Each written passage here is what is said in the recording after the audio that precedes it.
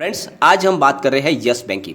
Yes bank से निकल कर आई है 3 बड़ी खबर, जिनको एक एक करके हम डिस्कस करेंगे और जानने की कोशिश करेंगे कि इन न्यूज़ का क्या इफेक्ट पड़ने वाला है स्टॉक के ऊपर। यस बैंक का स्टॉक लगातार न्यूज़ में बना हुआ है, लगातार न्यूज़ निकल रही है और बहुत ज़्यादा पॉजिटिव अपडेट हो रहे हैं। तो एक एक करके हम डिस्कस करेंगे और यहाँ से अब एक नई शुरुआत होने वाली है यस बैंक की, क्योंकि 2021 से 2022 का नया फाइनेंशियल ईयर शुरू हो चुका है। बाजार में तेज़ी की संभावना बननी शुरू हो चुकी है और जो मार्च का महीना था जिसमें एक तरफा माहौल नहीं था, अप डाउन चल रहा था, लेकिन अब अप्रैल से फिर रिजल्ट का दौर फ्रेंड शुरू होने वाला है। रिजल्ट के दौर में यहाँ से तेज़ी की संभावना बनेगी, क्योंकि जिस तरह से हमें विश्वास है कि Q4 का रिजल्ट बहुत ही अच्छा आने वाला है यस बैंक का और यहाँ से एक नई तेज़ी बनेगी। लेकिन उससे पहले दो तीन जो बड़ी अपडेट आई है उसको भी हम डिस्कस करेंगे और जानेंगे कि आगे कितनी तेज़ी बन सकती है और ख़रीदारी लोगों की कैसी चल रही है इसमें। लेकिन फ्रेंड, उससे पहले अगर आप पहली बार हमारे चैनल पे आए तो चैनल को सब्सक्राइब कर दीजिए। चलो फ्रेंड, वीडियो स्टार्ट करते हैं। मैं हूं आपका दोस्त SB दवे और हमारे अपने चैनल ऑनलाइन कमाई में आपका बहुत बहुत स्वागत है। एक बार हम गुरुवार के कारोबार को डिस्कस कर लेते हैं। फ्राइडे को आपको पता ही है आज बंद है बाज़ार गुड फ्राइडे की वजह से, लेकिन गुरुवार को अच्छी खासी बाज़ार में मूवमेंट थी और पॉजिटिव क्लोजिंग दी यस बैंक के स्टॉक ने। ओपन हुआ था 15.65 पर, हाई बनाई थी 15.85 की, लेकिन वहाँ से बड़ी गिरावट हुई थी और लो बनाया था इसने 15.35 का। परंतु बाद में अच्छी खासी रिकवरी आई, क्योंकि इसमें नीचे से खरीदारी शुरू हो गई थी। बड़े फंड हाउस इसमें खरीदारी कर रहे हैं, रिटेल निवेशक जरूर इसमें माल बेच रहे हैं, अभी भी वो डरे हुए। 15.75 पर करीब 0.96% अप पर क्लोजिंग आई है और वॉल्यूम बहुत ही शानदार था। काफ़ी दिन के बाद में ये वॉल्यूम में पूरे बाजार में 3 नंबर पे ट्रेड कर रहा था यस बैंक का स्टॉक और शानदार वॉल्यूम हुआ है और यहाँ से अब तेज़ी की संभावना बन रही है, क्योंकि यस बैंक में लगातार पॉजिटिव न्यूज़ निकल के आई है। जैसे कि आपको पता ही है, कल ही न्यूज़ आई थी, यस बैंक ने रिलायंस के हेडक्वार्टर के ऊपर अपना कब्जा कर लिया, यानी 1200 करोड़ रुपए में रिलायंस के हेडक्वार्टर को यस बैंक ने खरीद लिया है। लेकिन उसके बदले में उन्होंने रकम नहीं चुकाई है, बल्कि जो रिलायंस इंफ्रास्ट्रक्चर के ऊपर 4000 करोड़ का जो कर्जा था उसको उस कर्जे के एवज में वसूल किया है 1200 करोड़ रुपए में। तो इसका मतलब ये नहीं है कि उन्होंने बाकी के जो पैसे हैं उसको राइट ऑफ कर दिया, पैसे सारे वसूल किए जाएंगे। लेकिन फिलहाल एक किस्त ली गई है, यानी 1200 करोड़ रुपए, और उसकी वजह से उनको मिली एक प्राइम लोकेशन में प्रॉपर्टी खुद की, क्योंकि इससे पहले जो है वो रेंट पे थे इंडिया बुल सेंटर में, लेकिन अब उनकी खुद की प्राइम प्रॉपर्टी होगी जहाँ से वो कारोबार अच्छे से कर पाएंगे और बहुत ही प्राइम लोकेशन है। वहाँ से उनको बांद्रा कुर्ला कॉम्प्लेक्स 20 मिनट की दूरी पे है और 15 मिनट की दूरी पे ही छत्रपति शिवाजी एयरपोर्ट है। तो बहुत ही प्राइम लोकेशन है और वहाँ से कारोबार में बढ़ने की भी बहुत ज़्यादा संभावना बन रही है। और आज जो बड़ी न्यूज़ निकल कर आई है उसको भी हम डिस्कस करते हैं। ईडी ने Mumbai based builder Omkar developer पर यस बैंक के साथ 400 करोड़ के फ्रॉड में मनी लॉन्ड्रिंग के केस में चार्जशीट फाइल कर दी है।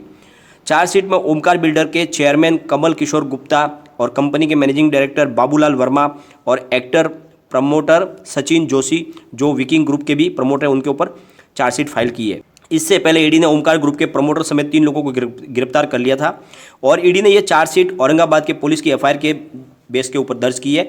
एफआईआर में गुप्ता और वर्मा पर यस बैंक के साथ 410 करोड़ के घोटाले की, यानी चीटिंग के बेस पर यह दर्ज किया गया मामला है। पूरा फर्जी डॉक्यूमेंट पेश करके यस बैंक के साथ में इन्होंने 410 करोड़ का घोटाला किया था।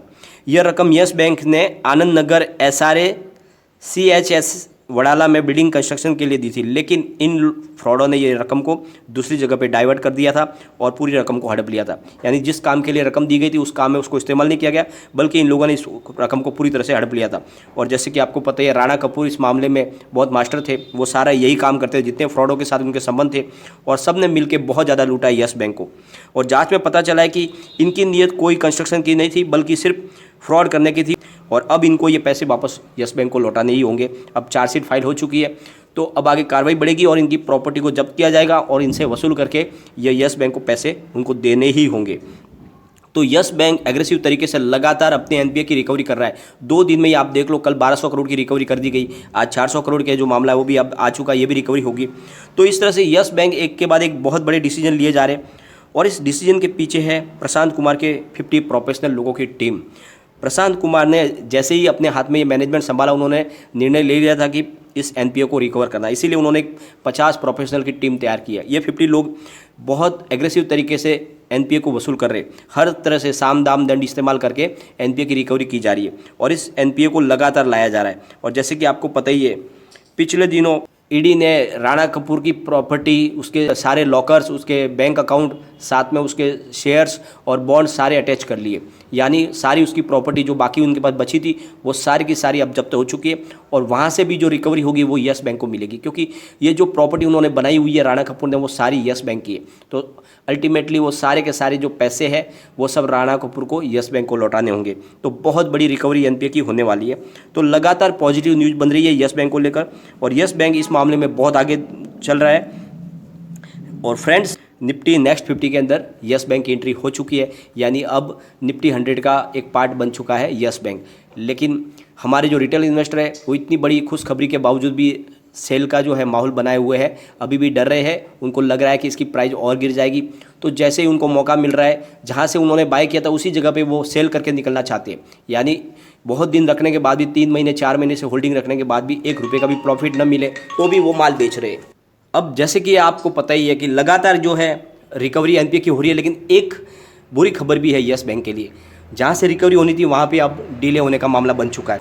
बड़ी एक रिकवरी है डीएचएफएल से होने वाली थी यस बैंक की, डीएचएफएल को पीरामल ग्रुप ने खरीद लिया है और वहाँ से अब रिकवरी की संभावना बन रही थी। लेकिन अब मामला फिर से कोर्ट में चला गया है, क्योंकि जो शेयर होल्डर है डीएचएफएल के, उन्होंने बॉम्बे हाई कोर्ट में उन्होंने पिटीशन लगाई है, क्योंकि पीरामल ग्रुप दोनों एक्सचेंज से डीलिस्टिंग करना चाहता है डीएचएफएल ग्रुप को।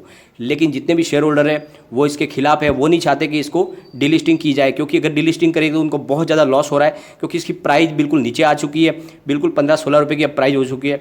तो उनको पता है कि कुछ नहीं मिलने वाला, इसीलिए उन्होंने हाई कोर्ट में मामला ले गए हैं और वहाँ से सुनवाई के लिए हाई कोर्ट ने उसको मंजूरी दे दी है। और अब नोटिस जारी किया गया है सारी एजेंसियों को, और इसकी जो सुनवाई है अब वो होगी अप्रैल के अंत में। तो ये मामला फिलहाल लटक गया है, और इस वजह से जो रिकवरी होने वाली थी डीएचएफएल ग्रुप से एनपीए की, उसमें अब थोड़ा सा लेट हो जाएगा, उसमें हमें रुकना पड़ेगा। तो कुछ पॉजिटिव न्यूज़ निकल के आ रही है, कुछ निगेटिव न्यूज़ भी है, लेकिन इस तरह से है कि लगातार न्यूज़ बन रही है। और फ्रेंड्स, सबसे बड़ी बात, अब यस बैंक का जो स्टॉक है उसमें आपको रणनीति बनाने के लिए सबसे ज़रूरी है कि आपको 15 के ऊपर स्टॉक बहुत ज़्यादा मजबूत है। अगर ये 15 से नीचे जाता है तो कमज़ोर है, वहाँ पर आपको डरने की ज़रूरत है। लेकिन जब तक इसकी प्राइस 15 के ऊपर, आपको डरने की बिल्कुल ज़रूरत नहीं है। और इसमें फ्रेश बाइंग शुरू होगी, क्योंकि अभी ये इसके निफ्टी नेक्स्ट 50 का एक हिस्सा बन चुका है यस बैंक का स्टॉक। तो अब बड़े फंड हाउस इसमें खरीदारी करेंगे, क्योंकि एक विश्वास हो चुका है। निफ्टी नेक्स्ट 50 के अंदर एंट्री होने का मतलब ये हो गया कि इसकी जो फाइनेंशियल कंडीशन है उसमें सेहत में सुधार हो चुका है। अब विश्वास कायम होगा, और जिस तरह से लगातार एनपीए की रिकवरी भी हो रही है, तो उससे लोगों को बड़े फंड हाउस में इसमें अब एंट्री करेंगे, इन्वेस्टमेंट करेंगे, निवेश आएगा, तो इसकी प्राइस डेफिनेटली बढ़ेगी। तो आपको भी ज़्यादा घबराने की जरूरत नहीं है। ये स्टॉक डेफिनेटली मल्टीबैगर स्टॉक है, लेकिन इसको आपको थोड़ा समय देना होगा। मैंने बार बार आपको बोला है, थोड़ा वेट कीजिए, इसमें आपकी प्राइस जरूर बढ़ेगी। आपको बिल्कुल घबराने की जरूरत नहीं है, क्योंकि अब इसकी एंट्री निफ्टी के अंदर भी हो चुकी है, और लगातार इसकी एनपीए की रिकवरी हो रही है, और Q4 का रिजल्ट भी दमदार आएगा, ये विश्वास रखिए। तो आपको थोड़ा वेट करना चाहिए। लेकिन फ्रेंड, कोई भी इन्वेस्टमेंट करने से पहले अपने फाइनेंशियल एडवाइजर से एक बार एडवाइस ले ले, या अपना खुद का रिसर्च करें, क्योंकि मैंने वीडियो आपके एजुकेशनल पर्पज़ के लिए ही बनाया। वीडियो पसंद आए तो लाइक शेयर जरूर कीजिए, और चैनल को सब्सक्राइब कर दीजिए। Thank you friend.